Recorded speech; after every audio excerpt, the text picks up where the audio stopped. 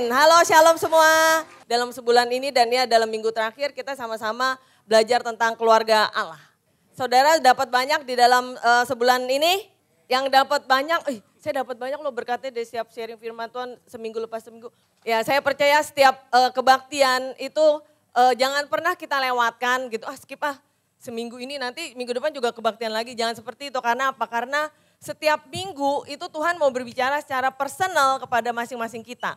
Jadi jangan sampai kita skip, jangan sampai kita kelewatan. Karena sayang berkat Tuhan, berkat rohani yang terbesar. Nanti kita dalam seminggu untuk menuntun kita seminggu ke depan itu akan terhilang. Amin. Jadi mari kita sama-sama setiap minggu kita setia di dalam mengikuti ibadah. Amin. Oke, hari ini kita belajar tentang keluarga Allah. Keluarga itu adalah inisiatif dari Tuhan sendiri. Amin ya. Kalau kita lihat di Kejadian 2 ayat 18, waktu itu ini saya langsung cepat aja karena waktu juga. Jadi Tuhan berfirman ya. Tuhan Allah berfirman tidak baik kalau manusia itu seorang diri saja. Aku akan menjadikan penolong baginya yang sepadan dengan dia. Jadi keluarga itu adalah inisiatif Tuhan sendiri. Tuhan yang bilang, ini nih dia kan waktu dia ciptakan Adam, manusia pertama, dia bilang, ini gak baik nih, cuma satu nih. Aku akan bentuk, ciptakan satu orang yang juga makan menolong dia. Yang sepadan ya, tidak baik seorang diri aku akan jadikan gitu, seorang penolong bagi dia. Nah kemudian di ayat 21-nya Tuhan berfirman begini. Lalu Tuhan Allah membuat manusia itu tidur nyenyak, ya dibuat tidur nyenyak. Dan ketika ia tidur Tuhan Allah mengambil salah satu rusuk daripadanya lalu menutup tempat itu dengan daging. Dan dari rusuk yang diambil Tuhan Allah dari manusia itu dibangunnya seorang perempuan. Lalu dibawanya kepada manusia itu. Lalu berkatalah manusia itu, inilah tulang dari tulangku, daging dari dagingku. Ia akan dinamai perempuan karena ia diambil dari laki-laki. Sebab itu seorang laki-laki akan meninggalkan ayahnya dan ibunya dan bersatu dengan istrinya. Sehingga keduanya menjadi satu daging. Jadi sekali lagi kalau kita mengerti ya hari ini kita belajar tentang keluarga Allah dalam bulan ini. Keluarga itu adalah inisiatif dari Tuhan sendiri. Karena Tuhan sendiri yang menciptakan pria dan wanita dan Tuhan jadikan keduanya itu menjadi satu daging. Dan dari situlah keturunan-keturunan ilahi, keluarga Allah terbentuk. Amin. Nah tapi iblis paling tidak suka dengan keluarga. Dengan apa yang Tuhan ingin ciptakan. Karena kalau kita lihat pada waktu yang pertama sekali, itu Tuhan bilang waktu Tuhan ciptakan segala sesuatu semuanya itu baik. Semua itu baik. Jadi Tuhan menciptakan keluarga ya yang adalah suami istri anak gitu ya. Kalau Tuhan karuniakan anak, tapi suami istri waktu bergabung dan anak yang memang Tuhan percayakan. Itu Tuhan ciptakan semuanya itu baik pada awalnya. Tapi iblis tidak suka dengan keluarga yang Tuhan ciptakan. Karena apa? Waktu keluarga bersatu, keluarga menjadi kuat, kuasa iblis akan dikalahkan. Amin. Jadi pada waktu pertama sekali langsung iblis mencoba untuk menggoyahkan manusia agar manusia berontak kepada Tuhan. Dan benar pada waktu pertama kali iblis sebagai seperti ular gitu ya, dia langsung mengecoh Hawa yang perempuan yang pertama ini gitu. Jadi iblis berkata, Hawa gitu, bukankah pohon yang dijadikan ini Tuhan bilang gak boleh dimakan buahnya gitu kan. Ini kan ada pohon di waktu Taman Eden. Kemudian Hawa bilang enggak semuanya boleh dimakan kok. Hawa bilang gitu. Ya iblis diajak ngobrol sama Hawa nih. Boleh semuanya. Cuman satu nih yang di tengah nih yang gak boleh. Gitu. Karena Tuhan tahu karena kalau satu kita makan yang ini kita akan mati kata Hawa. Kemudian iblis bilang kamu mau dibohongin Tuhan. Tuhan tahu kalau kamu makan itu kamu akan menjadi serupa dengan Allah. Padahal firman Tuhan berkata manusia diciptakan segambar dan serupa Tuhan. Jadi padahal sebenarnya kita nggak harus makan buah pengetahuan baik dan jahat menjadi serupa Allah. Tapi kita adalah serupa gambaran Tuhan sendiri. Amin. Dan kemudian iblis berkata seperti Hawa langsung bilang, iya kalau misalnya kami akan mati. Kemudian iblis berkata, enggak. Itu karena Allah tahu kalau kamu makan, kamu akan menjadi serupa dengan dia. Kamu akan tahu pengetahuan baik dan jahat. Dan itu membuat iblis menaruh curiga manusia kepada Tuhan. Padahal sebenarnya Tuhan udah ciptakan manusia itu baik adanya. Tapi iblis berusaha untuk manusia curiga, membuat hubungan manusia dengan Tuhan menjadi rusak. Manusia nggak percaya sama Tuhan. Manusia curiga sama Tuhan. Betapa seringnya kita di dalam kehidupan ini kalau ada sesuatu ya terjadi kayak, aduh kok kayak gini, langsung kita bisa curiga sama Tuhan. Bener ya, seringkali kita, ini kok Tuhan kayaknya kasih gue yang jahat sih, kok kasih yang gak baik sih. Ada kali seringkali kita gak percaya sama Tuhan, seringkali kita curiga, ini kok Tuhan kayaknya gak mau deh gue senang. Seperti itu, karena apa? Pada mulanya itu memang iblis pengen membuat hubungan manusia dengan Tuhan itu rusak. Kita gak percaya sungguh-sungguh sama Tuhan, kita curiga sama Tuhan.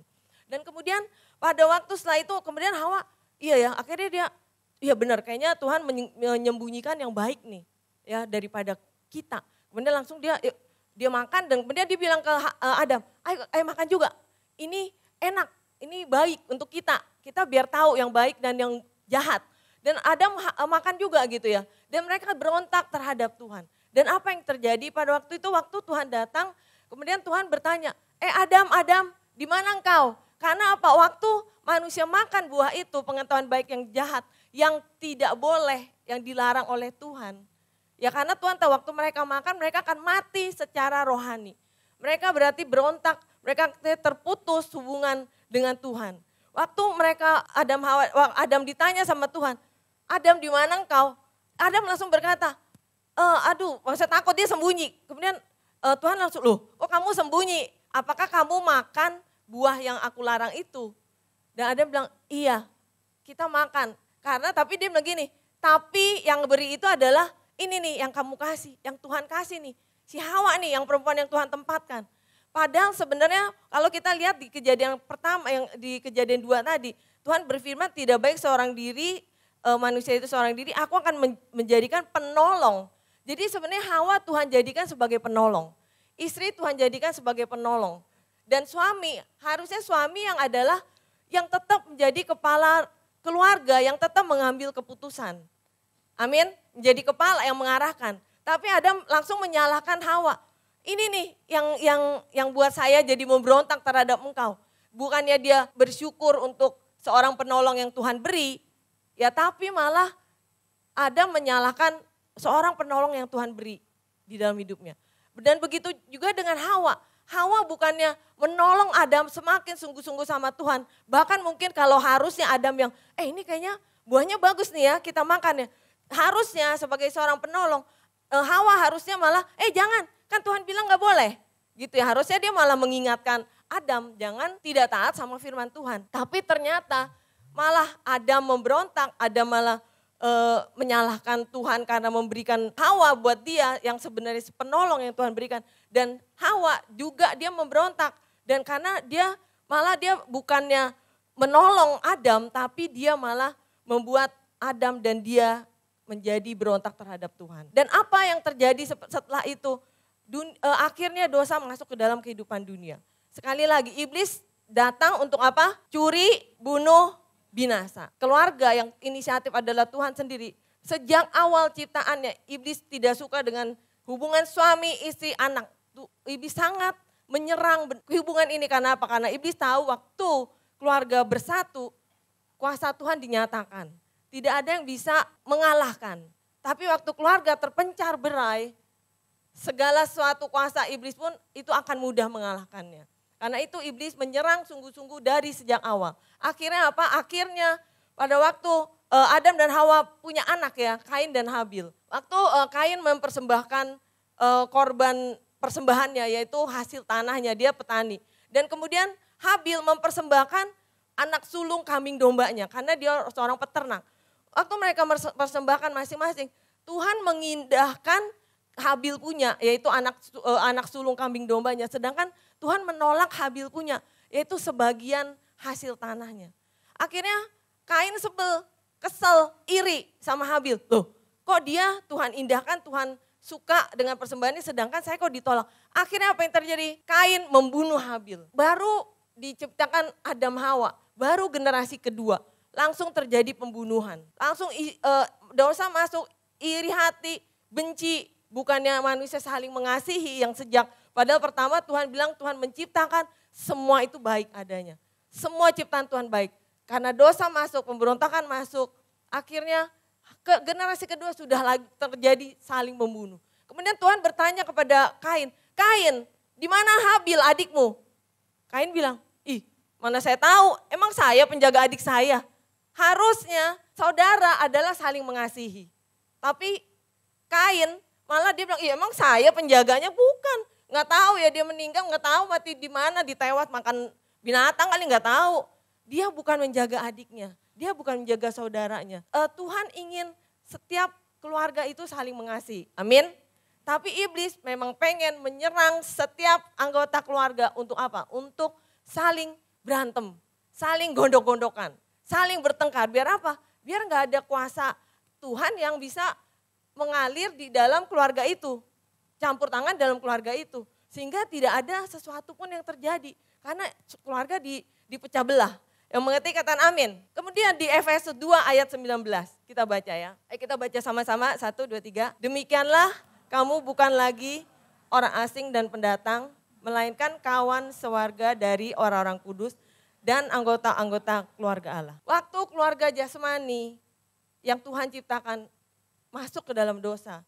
Tuhan Yesus, dia ingin tetap keluarga ini berhasil sesuai dengan maksud ilahinya.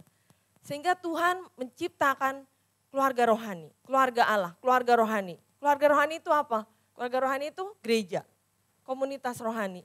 Jadi gereja adalah kumpulan orang-orang percaya. Waktu kita percaya sama Tuhan Yesus, kita bukan hanya pribadi lepas pribadi bersekutu sama Tuhan saja. Tapi Tuhan kumpulkan kita dari berbagai daerah, dari berbagai suku, berbagai pendidikan, berbagai ekonomi, berbagai sosial, berbagai budaya. Tuhan kumpulkan kita semua, kumpulan orang percaya untuk menjadi keluarga rohani. Keluarga Allah, yang mengerti katakan amin. Kamu bukan lagi orang pendatang, tapi kawan sewarga dari orang kudus dan anggota-anggota keluarga Allah. Inilah kita semua, ada adik rohani, kakak rohani, orang tua rohani, saudara rohani. Kenapa disebut Bapa kami? Jadi Tuhan ingin ya dalam orang-orang percaya bukan hanya kita punya persekutuan dengan Tuhan pribadi lepas pribadi, tapi kita bersekutu masing-masing dengan saling satu dengan lain orang percaya lainnya. Yang mengerti katakan amin. Kenapa? Karena di dalam komunitas Tuhan pengen mengembalikan keluarga-keluarga jasmani kita untuk sungguh-sungguh menjadi keluarga yang memang Tuhan rancangkan sejak awal mulanya. Jadi Tuhan ingin ciptakan keluarga itu ayah-ayah menjadi imamat rajani. Ya, imam dan raja. Bukan cuma kalau raja kan berkuasa gitu ya. Papa, ini mama semua anak-anak ayo kita pergi ke mana. Itu berkuasa, ayo gitu, ayo ke sana ke sini gitu. Papa yang memutuskan, papa yang ayo ya kita mengarahkan gitu ya. Tapi juga imam. Imam itu apa? Imam itu membawa keluarganya untuk dekat sama Tuhan. Imam sebagai pendoa ya. Seringkali kalau kita lihat ya, papa-papa tugas doa. Hah? Doa? Itu tugas mama gitu ya, benar ya. Laki-laki tuh sering kalau kayak pendoa syafaat yang wanitanya, ibu-ibunya 10 gitu. Tapi bapaknya 1 gitu ya. Karena dipikirnya kalau pendoa tuh wanita, tugas wanita.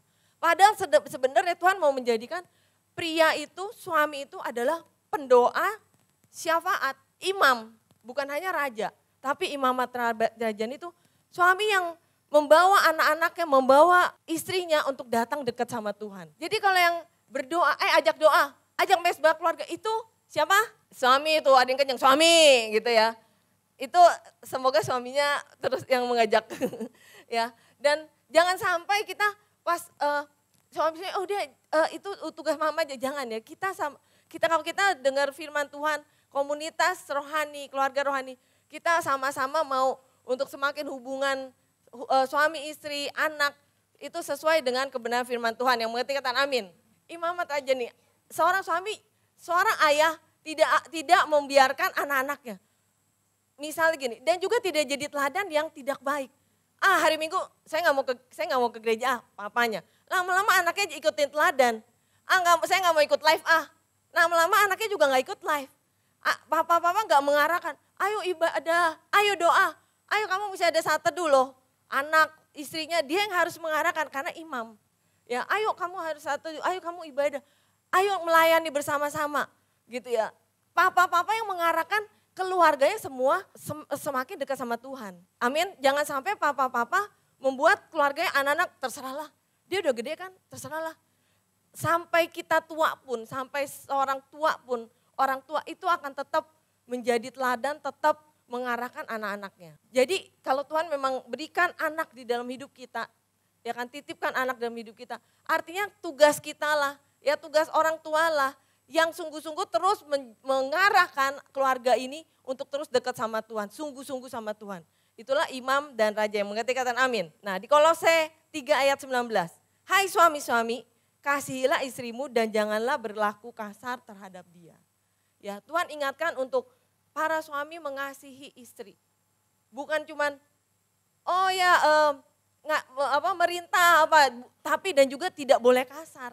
Ya Tuhan ingatkan sesuai dengan kebenaran firman Tuhan. Tuhan mau para suami sungguh-sungguh kembali kepada rancangan Tuhan, kembali kepada kebenaran firman Tuhan. Yaitu mengasihi istri, yang mengasihi istri kan kalau mengasihi itu artinya kita sungguh-sungguh melihat bahwa ini berharga. Ya kita benar kasih, kita jaga sungguh-sungguh. Jangan udah jadi istri, udah gak usah sungguh-sungguh, enggak ya. Tapi mengasihi, menghormati sungguh-sungguh gitu ya. Dan mengasihi dan juga menghormati istri ya. Jangan berlaku kasar. Nah kemudian di 1 Petrus 3 ayat 7 dikatakan gini, hai suami-suami hiduplah bijaksana dengan istrimu sebagai kaum yang lebih lemah. Hormati mereka sebagai teman pewaris dari kasih karunia, yaitu kehidupan supaya doamu jangan terhalang. Jadi ternyata suami kalau dia tidak menghormati istri, doanya bisa terhalang loh. Nah ini ada yang istri-istri boleh angkat tangan, bilangin ke suaminya gitu ya. Kamu kalau enggak hormati saya, doa kamu terhalang. Enggak usah bilang gitu ya. Tapi maksudnya ini para suami-suami yang di tempat ini, ingat-ingat, jangan sampai kita berdoa, suami-suami berdoa sungguh, tapi ternyata enggak menghormati istri. Itu Tuhan bilang doanya akan terhalang gitu ya. Mari kita sungguh-sungguh, komunitas rohani, keluarga Allah, kita mau belajar sama-sama setiap hubungan keluarga, suami istri anak, kembali lagi kepada kebenaran firman Tuhan. Yang mengerti katakan amin. Nah di Kolose 3 ayat 18. Nah sekarang buat istri-istri. Siapa yang istri-istri? Oh, ada yang kecil kan cuma satu ya. Oke, kita sama-sama. Kolose 3 ayat 18. Hai istri-istri, tunduklah kepada suamimu sebagaimana seharusnya di dalam. Jadi kalau tadi kan suami ya harus hormat istri, nggak boleh kasar, mengasihi. Istri sekarang tunduk, harus tunduk. Ya tunduk sesuai dengan kebenaran firman Tuhan. Itu ya, jadi istri jangan nanduk. Beda tunduk dan nanduk. Nanduk tuh kayak mbe. Nah itu ada ting-ting gitu, nanduk gitu. Suami ditanduk-tandukin, enggak, ini tunduk. Nah di 1 Petrus 3 ayat 1 dikatakan gini, demikian juga kamu, hai istri-istri, tunduklah kepada suamimu supaya jika ada di antara mereka yang tidak taat kepada firman, mereka juga tanpa perkataan dimenangkan oleh kelakuan istrinya. Jika mereka melihat bagaimana murni dan salehnya hidup istri mereka itu. Jadi kalau seringkali istri kan, ini suami ya, dia begini kasar apa segala. Istri langsung ini ya, gitu kan katanya kalau suami satu perkataan istri 500 apa gitu perbandingan, pokoknya banyak banget ya. Nah jadi istri sering istri langsung kesel, marah-marah, ya kan sama suaminya.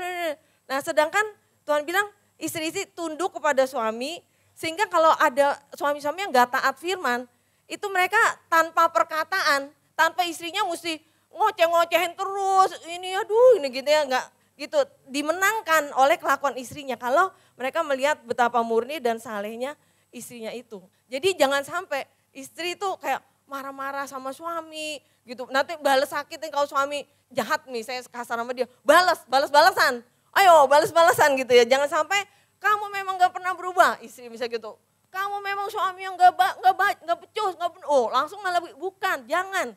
Ya karena Tuhan bilang tunduklah kepada suamimu sehingga tanpa perkataan kalau mereka lihat betapa saleh murni istrinya itu mereka akan dimenangkan. Yang mengerti kata amin. Nah kemudian sekarang ada lagi yang berikutnya. Kolose 3 ayat 20 untuk anak-anak. Hai anak-anak, siapa di sini anak? Kita semua anak ya pasti ya, kalau enggak kita enggak akan lahir di dunia, benar? Oke, hai anak-anak, taatilah orang tuamu dalam segala hal karena itulah yang indah di dalam tubuh. Ya jadi kita sebagai anak atau ya ini semua kita anak ya. Kalau kita masih ada orang tua semua taat. Sampai tua pun jangan sampai ini udah tua, udah jompo nih, udah ini mah enggak usah ditaatin. Enggak, sampai tua pun kita harus taat.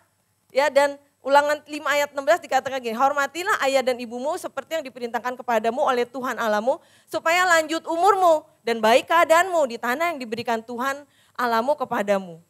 Jadi kalau kita menghormati ayah ibu kita, ya Tuhan bilang lanjut umurmu. Siapa yang mau umur panjang? Ini harus hormati orang tuamu. Amin. Supaya lanjut umurmu dan baik keadaanmu. Seringkali anak-anak berontak sana sini, nantang sana sini. Padahal Tuhan bilang hormati supaya panjang umur, supaya baik keadaanmu. Amin. Yang amin ini bukan bapak-bapak ya. Oke, kita semua anak-anak amin. Nah kemudian sekarang ke bapak-bapak nih. Kolose 3 ayat 21. Hai bapak-bapak, janganlah sakiti hati anakmu supaya jangan tawar hatinya. Ya seringkali kita sebagai orang tua, bapak ini juga mewakili ibu gitu ya. Jadi jangan, ini bapak aja nih yang mesti jangan sakiti anak. Enggak, ibu juga. Karena apa? Karena anak itu titipan Tuhan. Jangan sampai kita sebagai orang tua kita semena-mena dengan mereka. Kita kasar, ngata-ngatain, caci maki, ngutuk, dasar lu so jagoan lu, dasar lu udah gede, begini lu. Jangan kasar, jangan caci maki, jangan ngutuk. Amin. Karena apa? Tuhan bilang, biar mereka jangan sakiti hati anakmu, supaya jangan tawar hatinya. Jadi anak itu titipan Tuhan. Itu bukan milik kita yang kita bisa semena-mena kasar, main goplok sana sini, karena ini anak gua. Bukan, itu titipan Tuhan. Jadi sungguh-sungguh kita tidak boleh menyakiti hati anak-anak kita. Ya jangan, karena biar apa? Dia nggak tawar. Amin. Ini untuk bapak-bapak dan juga untuk, pernahkah kita minta maaf kepada anak kita? Kalau mungkin kita salah, orang tua salah gak? Ada salahnya pasti. Pernahkah kita minta maaf atau kita gengsi? Gengsi dong, orang tua masa minta maaf. Jangan gengsi, kita jangan gengsi untuk minta maaf. Ya kalau kita salah, kita juga kalau misalnya kita lihat anak kita dia udah mulai pinter cari duit apa. Bukan dasar lu sekarang lu sombong ya, bukan begitu ya. Malah justru mama bangga deh sama kamu. Mama bersyukur deh kamu bisa dapat keuangan yang baik gitu ya. Kita peluk, pernahkah kita peluk anak kita? Kapan terakhir gitu kita bilang, mama sayang loh sama kamu. Apa jangan-jangan anak kita gak pernah denger. Padahal kita sayang, tapi kita gak pernah ucapin. Ya Tuhan melihat hati, tapi manusia gak bisa melihat hati. Manusia mendengar apa yang dikatakan. Jadi kalau kita sayang sama orang, kita gak bisa cuma gue sayang, tapi kita harus, gue sayang. Mama sayang loh sama kamu, mama bangga loh. Dan kita peluk gitu ya. Ada kalanya ya, perubahan seseorang itu bukan karena kata-kata kasar.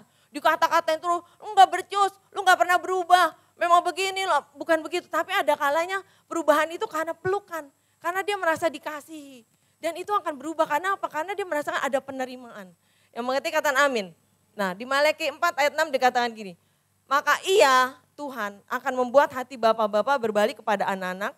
Dan hati anak-anak kepada bapak-bapaknya. Supaya jangan aku datang memukul bumi sehingga musnah. Saya percaya hari-hari ini, apalagi dengan tema kita adalah komunitas keluarga Allah. Saya percaya Tuhan sedang mau memulihkan setiap keluarga-keluarga di tempat ini. Sehingga suami istri saling mengasihi kembali dengan kasih mula-mula. Orang tua anak saling mengasihi kembali dengan kasih mula-mula. Saling saudara, sesama saudara juga saling mengasihi. Biar apa? Biar rencana Tuhan tergenapi di dalam kehidupan keluarga demi keluarga. Yang mengerti katakan amin. Dan keluarga-keluarga sama-sama melayani Tuhan, sama-sama dekat sama Tuhan. Para suami membawa keluarga untuk dekat sama Tuhan, mengasihi Tuhan, mengarahkan seluruh keluarga. Mesbah keluarga, doa sungguh-sungguh saat teduh, baca firman, ya sungguh-sungguh melayani, sungguh-sungguh ibadah. Para suami menjalankan juga fungsinya, gitu. Istri juga, anak-anak juga. Karena apa? Karena Tuhan lagi mau memulihkan keluarga, masing-masing keluarga kita. Amin. Biar apa? Biar berkat-berkat yang terbaik yang Tuhan sudah rencanakan sejak awal mulanya terjadi dalam setiap keluarga-keluarga kita. Yang mengerti kata amin. Di dalam keluarga Allah, dalam komunitas, kita semua akan Tuhan berikan untuk terus menyatakan kasih-Nya. Jadi kita akan saling menasehati, saling mengasihi satu dengan lain, saling memperdulikan. Ya kan mungkin kalau keluarga Allah di tempat ini, kita gereja, kita kan mungkin cuma satu arah ya kalau khotbah hari Minggu. Tapi waktu komunitas, waktu kita live, itu kita akan saling ingetin, ayo yuk, suami-suami ayo, istri-istri ayo, anak-anak ayo yuk. Kita sungguh-sungguh saling menasehati satu dengan lain, saling mendoakan, saling mengingatkan, amin. Jadi semua yang kita udah pelajari, semua yang Tuhan udah berikan kebenaran firman Tuhan, kita bisa sama-sama saling nguatin, saling nasehatin, saling negur, saling mengasihi, saling mendorong semakin lebih lagi menjadi pelaku-pelaku firman. Yang mau kita katakan amin.